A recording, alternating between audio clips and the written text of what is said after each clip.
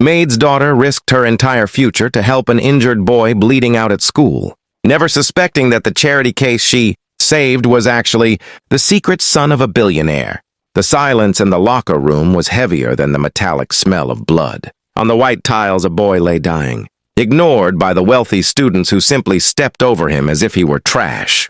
For Emily, the janitor's daughter, crossing that threshold wasn't just a violation of school policy, it was a death sentence. For her family's survival.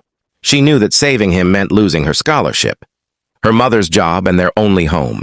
But as she knelt in the grime to stop the bleeding, she didn't realize she was holding the secret heir to a billion-dollar empire, or that her act of mercy was about to cost her everything. Emily knelt in the grime, risking her scholarship to save a stranger everyone else treated like trash. It was a Tuesday afternoon in late November, and the air inside the prestigious Oak Creek Academy smelled of floor wax and damp wool. The heavy rain battered against the high windows of the gymnasium, drowning out the distant sound of luxury cars idling in the pickup lane. Emily Carter, a 17-year-old with pale blonde hair pulled back in a practical ponytail, was not rushing to a chauffeured sedan. She was waiting for her mother, Linda, who was finishing her shift, mopping the administrative wing. Emily sat on a bench near the boys' locker room, reviewing her history notes. She was invisible here. As the daughter of the school's head custodian, she attended Oak Creek on a precarious staff family scholarship. One wrong move, one failing grade, one complaint from a wealthy parent, and she would be back at the public high school in the city. Grandpa Frank always said, "Keep your head down and your eyes open," she whispered to herself, tracing the spine of her worn textbook. Her grandfather, a decorated combat medic from the Korean War, had raised her on stories of duty and precision. He had passed away too, years ago, but his voice was still the loudest one in her head. A sudden crash from inside the boys' locker room shattered her concentration. It was the sound of metal hitting tile, followed by a sickening thud. Then silence. Emily looked around. The hallway was empty, save for a few students at the far end laughing at a video on a phone. They hadn't heard or they didn't care. She hesitated.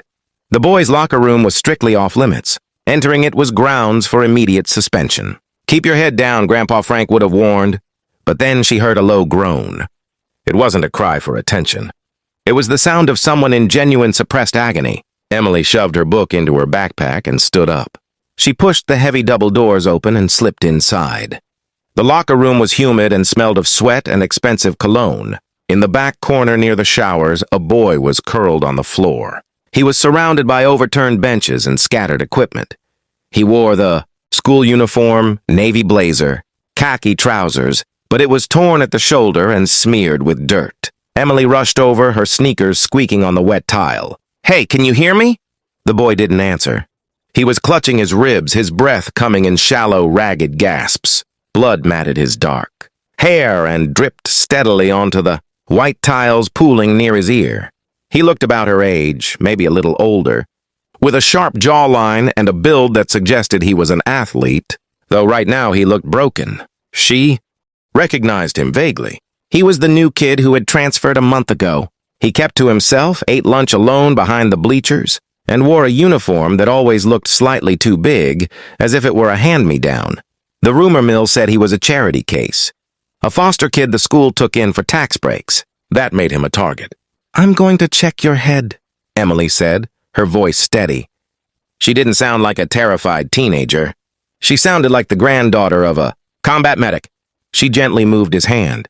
A nasty gash ran along his hairline, deep and angry. His skin was pale, clammy. "You're going into shock," she assessed. She shrugged off her own thick cardigan and bundled it into a pillow, sliding it carefully under his head. "I need to stop this bleeding."